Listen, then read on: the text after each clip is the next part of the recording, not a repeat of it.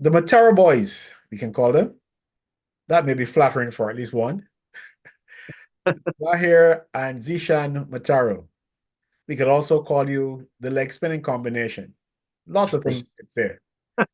But for now, you are potential, well, I wouldn't say enemies, but you're on opposite sides. In fact, you will be in a couple of days in the final of the Super 50. Welcome to Anything Cricket Let's Talk. And as you're ready for battle, I see you're sitting pretty close together. So it means that the battle lines have not been fully drawn as yet. Um, it's probably closest I've got it to him for the week. I see. And I, I think you're not going to repeat that until that big day. Eh, Let's see what happens. Okay, so we already had an attempt and that was washed out. How disappointing was that for you, Zishan? I really wanted to play the cricket, to be honest. I was just ready to get out there and play against him and against Pickwick trying to win a title for Wildey. But I guess things were going the end, getting to play at Kensington Oval, the region's Mecca. So I guess it worked out in the end. So you prefer to play at Kensington than elsewhere? Yeah, mainly because I don't have to get in his car. But yeah, it's always a pleasure to play at Kensington. Uh-huh. Okay. But you talking about getting his car though, and I don't want you could address this. I know that I heard you've been playing for Pickwick, but I think I only know you playing for Pickwick. Yeah. At least in the recent, as far as I can remember. So how did you all end up at different clubs? Well, I would have been at Pickwick for any time I was at school when Pickwick was at Kensington. Mhm. So I wasn't fully playing with them, but I used to practice with them while I was playing for Louis Lynch and then Conway schools. And then eventually when I well, there was a period there I transitioned to basketball, obviously. I was playing basketball for the national team and stuff. But when I came back to Pickwick, it was pretty much just to play a bit of second division and stuff, where Gregory Nichols invited me back to play some cricket with him. Um, and then I played one game in second division. I took 5 wickets, and for the next game, Rondell Yearwood called me and tell me come and play first division. Mhm. And at that point was the transition between the Oval and during World Cup 2007 and Foursquare. So we would have been playing at UE during that year. So then I continued playing at Pickwick, and I eventually moved up to Barclays and then to the Oval. I played a bit at the start when we went to Foursquare, but because it was so far in St. Phil and we from town, we pretty much live in town. Um, it was kind of difficult. So I used to be in between playing for Pickwick, and then Zishan would have been coming up with me as a little boy, and Clint St. Hill would have been at Pickwick as well. So Clint was his coach, kind of in that junior program, and when Clint went to Wildey, he automatically followed Clint to Wildey at that time. So then he ended up at Wildey. Okay. Well, you said if you was a little boy, well, that little boy has become a young man playing at the first class level. How was that initial experience playing first class cricket? Um, well, playing first class cricket is obviously a pleasure. It's a wonderful experience, being so young and being given the opportunity to play first class cricket. A lot of people can't say that. So um, I'm very proud of myself, and I have to thank those who put me in a position to play first class cricket. But playing at that level, it shows the difference in skill levels and discipline. And what you just say the most biggest difference in first class, the elite cricket, is the consistency. So people are able to do things for a longer period of time. So it's something that I know that I have to work on myself. And, just getting that experience is giving me time to work on it for the years coming. Okay. So I suppose that I hope there isn't too much maybe rivalry or jealousy that he's come along and played first class cricket. You haven't made your debut there as yet. Not as yet, not as yet.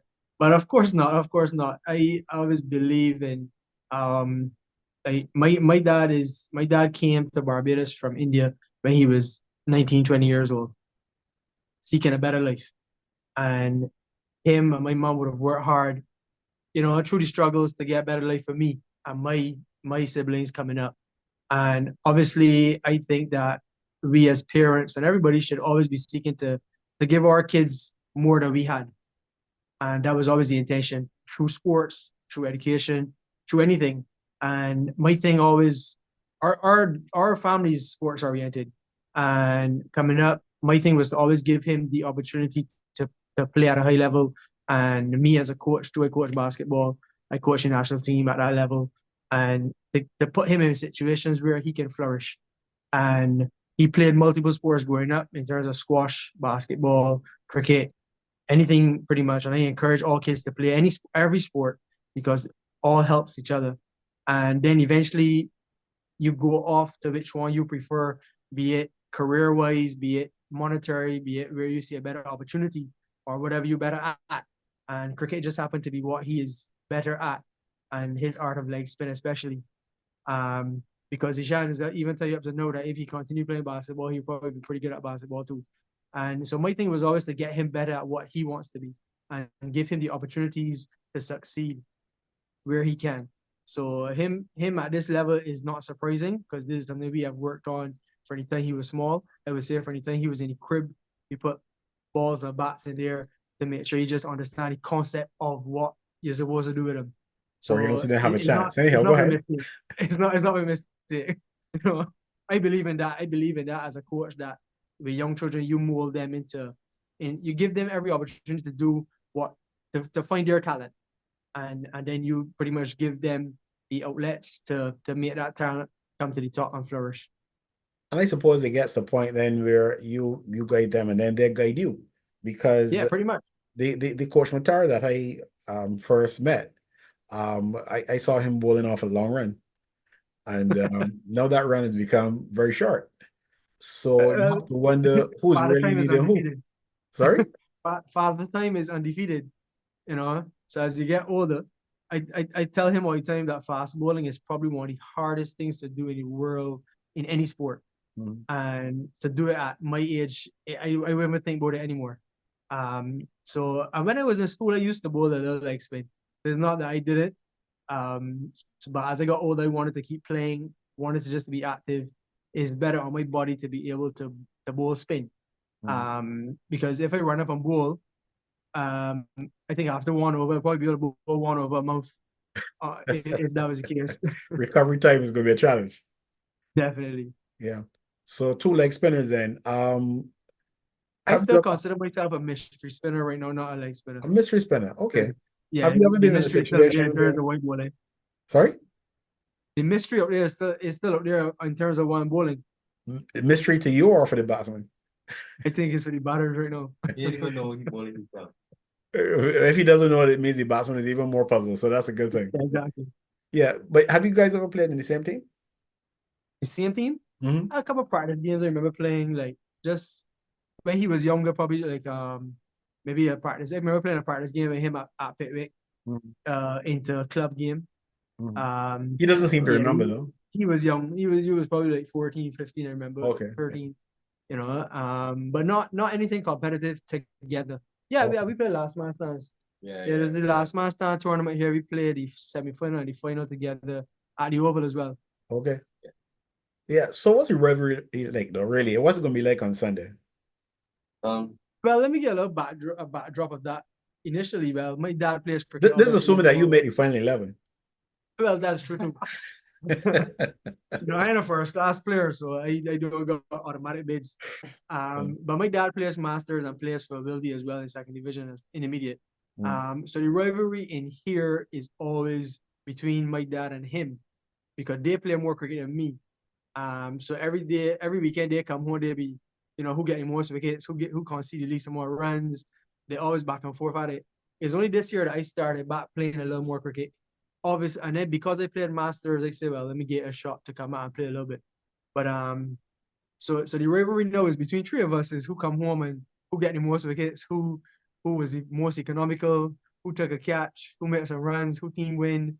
So in the household itself is pretty active every weekend, every Saturday night when you come home from cricket.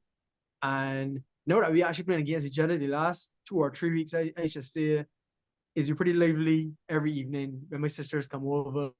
My mom and dad, in terms of who they're backing, They're ready for the big game. Where I don't think me and him actually really studying it as much as them or as much as the family is. We pretty much talk every day about it in terms of what we's doing normally. So the weekend can just be the weekend. Okay, fair enough. Other siblings, Jishan, or No, maybe I should be asking Dad. I don't have any siblings. He's the only child. All My the friends chance. are He gets all the attention. So where do you get inspiration from apart from Dad, though? I don't think your leg spin would have come from him because you started that before him. So where do you get the whole idea? What got you into leg spin? To be honest, I started as a fastball as well. Um, young fella growing up, playing cricket in YMCA. Playing YMCA, had a cricket ground. Mm. Running up bowling as fast as they could. And then one day I went National Sports Council. It was probably about 8. Wasn't getting anybody out. And then decided just bowl spin. However came out. And they took 3 wickets. I was like, oh, I can start bowling this. I was spinning ball a mile.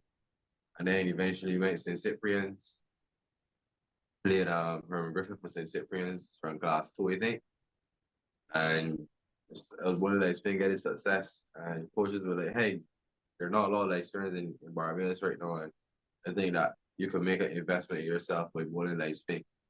And I just continue bowling it.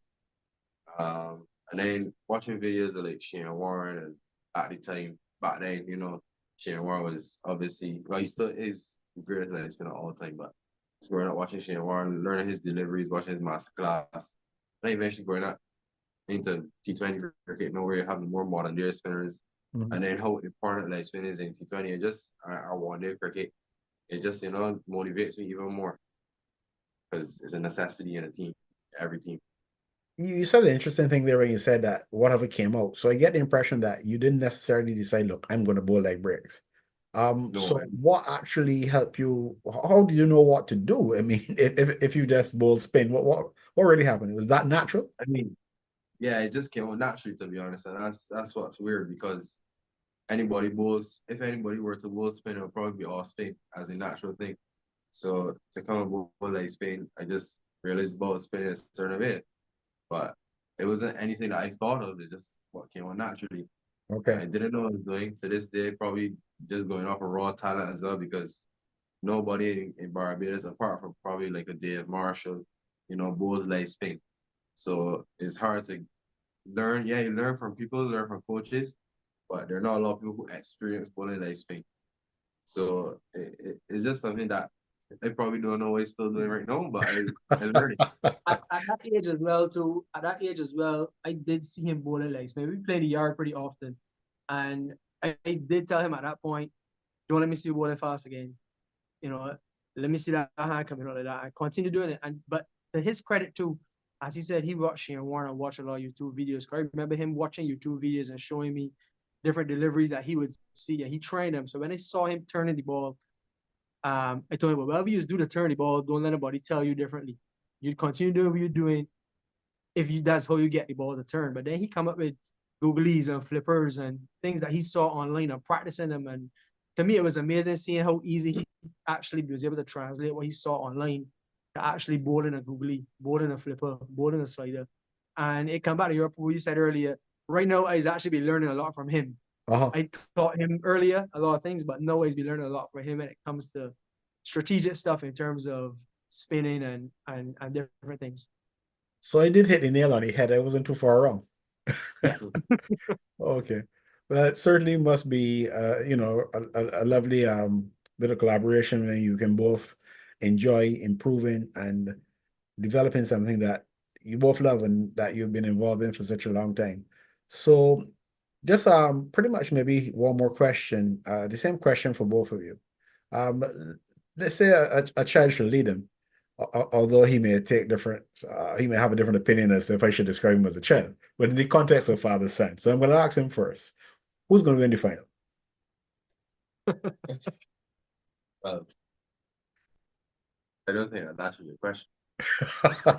You're probably right. I'm fully You're probably right. So confident. let me take you off the spot and rephrase that for you. Yeah. Where do you think where do you think your team holds the advantage? What is the strength that you're taking into the final on Sunday? I think we have a pretty well-rounded team. We've shown it for the past couple of years, be in a final, although we're yet to win. And I think that's what motivates us even more. That's why we're hungry, because we haven't won and we've been so much finals. So I think that we as a team are very confident in ourselves. We have people who have played first class cricket, West Indies under 19. We got guys that play for Barbados under 19s. So, we got young talent in our team as well. So I think we're a well-rounded team, and I think we're just hungry for it. Very hungry. So Wildey is well-rounded and very hungry for success. Sure. Pickwick, what do you guys taking into the final that should work for you? I think we've been playing good cricket all year round. We had a chance to get to the semi-final of the T20. We didn't lose a game up until the super over game against Wildey at Foursquare. And then we were unbeaten pretty much in the T20 up to that point. And the 50 over, I think we played good cricket all the way around. We've been pretty consistent. I think we're pretty well balanced in terms of top to bottom. No matter whatever goal we set out during the innings, batting and bowling, we've been able to achieve them. No matter who chips in to get us to that total. So I think we're pretty deep in terms of our batting, and our bowling lineup it has a lot of versatility. It has the left-hand spinners, the pacers now with the youngsters that we added with the under 19 boys, where we're Nico Smith and Jatario Prescott in terms of pacers. Mm-hmm. And we have good quality spinners as well, the left-hand spinners, and then we have the off spinner Brian Charles from Trinidad, who would have played with us early this season. He's back now. So I think I don't think there'll be any upsets. I think both teams are pretty capable. That's why we're in the finals. And I think that once everything goes well in terms of weather and stuff, you should be able to get a good game on Sunday. And I did say a final question, but this one is really for Zishan. Just in case Wildey come on top, have you organized any alternative accommodation? I'm working it out. Thinking of probably a night stay at Saddles. But that would certainly not be at Dad's expense. To be confirmed. To be confirmed. To be fair, the last game we had at Windward, the night before he tell you, well, you can come with me. Amen. It's both of us driving. And he feel a little uncomfortable, but to me, when it all said and done, he's still my son, so we can still go up together. But when the coin flip, we are totally two different teams, and I'm sure he's just going to be as competitive as I will be. But when it's all said and done, we can learn from each other, and whatever happens, we can be happy for each other. Lucky no go pay so the ring to my prison. What's that? I said you lucky no go pay because it'll ring to my prison. Well, look, I think we got this engagement before. At my age, I've been playing cricket for a long time, but he probably get hit more in his helmet than me. So, okay, guys. Well, before we get things too hot and that alternative accommodation has to come into play before Sunday, I'll simply just wish you guys the best, and we all look forward to a good final. Thankful that it is at as you call it, the region's Mecca. There, I believe that players who, really take the game seriously would aspire to play at that venue. Everybody's not going to get to play a first-class game, but I'm sure that it means a lot to players, even at domestic level, to be able to say that they've played at the top rung in Barbados, and many claim it to be the top rung in the region, as many say. So all the best to both of you, and here's hoping for a good game on Sunday. Thank you very much.